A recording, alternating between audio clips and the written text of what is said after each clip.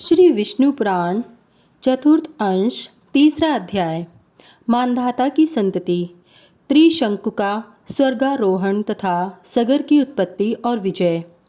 अब हम मानधाता के पुत्रों की संतान का वर्णन करते हैं। मानधाता के पुत्र अम्बरीश के युवनाश्व नामक पुत्र हुआ। उससे हारित हुआ, जिससे अंगिरा गोत्रीय हारित गण हुए। पूर्व काल में रसातल में मोने नामक 6 करोड़ गंधर्व रहते थे। उन्होंने समस्त नाग कुलों के प्रधान प्रधान रत्न और अधिकार छीन लिए थे। गंधर्वों के पराक्रम से अपमानित उन नागेश्वरों द्वारा स्तुति किए जाने पर उसके श्रवण करने से जिनकी विकसित कमल सदृश आंखें खुल गई हैं, निद्रा के अंत में जगे हुए उन जलाशायी भगवान सर्व देवेश्वर को प्रणाम कर उनसे नागगण ने कहा, भगवन, इन गंधर्वों से उत्पन्न हुआ हमारा भय किस प्रकार शांत होगा। तब आदि अंत रहित भगवान पुरुषोत्तम ने कहा, युवनाश्व के पुत्र मानधाता का जो यह पुरुकुत्स नामक पुत्र है, उसमें प्रविष्ट होकर मैं उन संपूर्ण दुष्ट गंधर्वों का नाश कर दूंगा। यह सुनकर भगवान जलशाय को प्रणाम कर समस्त नागधिपति गण नागलोक में लौट गए और पुरुकुत्स को लाने के लिए अपनी बहन एवं पुरुकुत्स की भार्या नर्मदा को प्रेरित किया। तदंतर नर्मदा पुरुकुत्स को रसातल में ले आईं। रसातल में पहुंचने पर पुरुकुत्स ने भगवान के तेज से अपने शरीर का बल बढ़ जाने से संपूर्ण गंधर्वों को मार डाला और फिर अपने नगर में लौट आया। उस समय समस्त नागराजों ने नर्मदा को यह वर दिया कि जो कोई तेरा स्मरण करते हुए तेरा नाम लेगा, उसको सर्प विष से कोई भय न होगा। इस विषय में यह श्लोक भी है। नर्मदा को प्रातःकाल नमस्कार है और रात्रि काल में भी नर्मदा को नमस्कार है। हे नर्मदे, तुमको बारंबार नमस्कार है।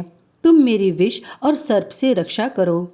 इसका उच्चारण करते हुए दिन अथवा रात्रि में किसी समय भी अंधकार में जाने से सर्प नहीं काटता तथा इसका स्मरण करके भोजन करने वाले का खाया हुआ विष भी घातक नहीं होता। पुरुकुत्स को नागपतियों ने यह वर दिया कि तुम्हारी संतान का कभी अंत न होगा। पुरुकुत्स ने नर्मदा से त्रिशदस्यु नामक पुत्र उत्पन्न किया। त्रिशदस्यु से अनरणय, जिसे दिग्विजय के समय रावण ने मारा था। अनरणय के पृषदश्व, पृषदश्व के हर्यश्व, हर्यश्व के हस्त, हस्त के सुमना, सुमना के त्रिधनवा, त्रिधनवा के तिर्यारूणी और तिर्यारूणी के सत्यव्रत नामक पुत्र हुआ, जो पीछे त्रिशंकु कहलाया। वह त्रिशंकु चांडाल हो गया था। एक बार 12 वर्ष तक अनावृष्टि रही। उस समय विश्वामित्र मुनि के स्त्री और बाल बच्चों के पोषणार्थ तथा अपनी चांडालता को छुड़ाने के लिए वह गंगा जी के तट पर एक वट के वृक्ष पर प्रतिदिन मृग का मांस बांध आता था। इससे प्रसन्न होकर विश्वामित्र जी ने उसे सधे स्वर्ग भेज दिया। त्रिशंकु से हरिश्चंद्र, हरिश्चंद्र से ही रोहिताश्व, रोहिताश्व से हरित, हरित से चंचू, चंचू से विजय और वसुदेव, विजय से रुरुक और रुरुक से वृक का जन्म हुआ। वृक के बाहु नामक पुत्र हुआ, जो है और ताल जंग आदि क्षत्रियों से पराजित होकर अपनी गर्भवती पटरानी के सहित वन में चला गया था। पटरानी की सौतन ने उसका गर्भ रोकने की इच्छा से उसे विष खिला दिया। उसके प्रभाव से उसका गर्भ 7 वर्ष तक गर्भाशय में ही रहा। अंत में बाहु वृद्धावस्था के कारण और मुनि के आश्रम के समीप मर गया। तब उसकी पटरानी ने चिता बनाकर उस पर पति का शव स्थापित कर उसके साथ सती होने का निश्चय किया। उसी समय भूत, भविष्यत और वर्तमान तीनों काल के जानने वाले भगवान औरव ने अपने आश्रम से निकलकर उससे कहा, अई साध्वी, इस व्यर्थ दुराग्रह को छोड़।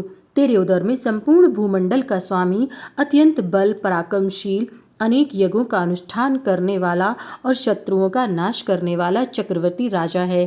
तू ऐसे दुस्साहस का उद्योग न कर। ऐसा कहे जाने पर वह अनुमरण सती होने के आग्रह से विरत हो गई और भगवान और उसे अपने आश्रम पर ले आए। वहाँ कुछ ही दिनों में उसके गर्विश के साथ ही एक अति तेजस्वी बालक ने जन्म लिया।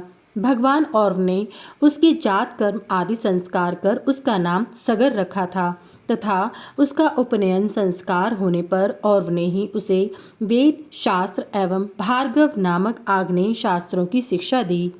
बुद्धि का विकास होने पर उस बालक ने अपनी माता से कहा, माँ, यह तो बता, इस तपोवन में हम क्यों रहते हैं और हमारे पिता कहाँ हैं। इसी प्रकार के और भी प्रश्न पूछने पर माता ने उससे संपूर्ण वृतांत कह दिया। तब तो पिता के राज्यापहरण को सहन न कर सकने के कारण उसने है और ताल जंग आदि शत्रुओं को मार डालने की प्रतिज्ञा की और प्राय सभी है एवं ताल जंग वंशीय राजाओं को नष्ट कर दिया। उनके पश्चात शक, यवन, कामबोज, पारद और प्लवगण भी हताहत होकर सगर के कुलगुरु वशिष्ठ जी की शरण में गए। वशिष्ठ जी ने उन्हें जीवन मृत जीते हुए ही मरे के समान करके सगर से कहा, बेटा, इन जीते जी मरे हुओं का पीछा करने से क्या लाभ है। देख, तेरी प्रतिज्ञा को पूर्ण करने के लिए मैंने ही इन्हें स्वधर्म और द्विजातियों के संसर्ग से वंचित कर दिया है। राजा ने जो आज्ञा कहकर गुरुजी के कथन का अनुमोदन किया और उनके वेश बदलवा दिए। उसने यवनों के सिर मुंडवा दिए, शकों को अर्धमुंडित कर दिया, पारदों के लंबे लंबे केश रखवा दिए, पहलवों की मूछ दाढ़ी रखवा दी तथा इनको और इनके समान अनन्य क्षत्रियों को भी स्वाध्याय और वशटकार आदि से बहिष्कृत कर दिया। अपने धर्म को छोड़ देने के कारण ब्राह्मणों ने भी इनका परित्याग कर दिया, अतः ये मलेच्छ हो गए। तदंतर महाराज सगर अपनी राजधानी में आकर अप्रतिहत सैन्य से युक्त हो इस संपूर्ण सप्तद्वीपवती पृथ्वी का शासन करने लगे। इति श्री विष्णु पुराणे चतुर्थंशे तृतीयोऽध्याय समाप्त।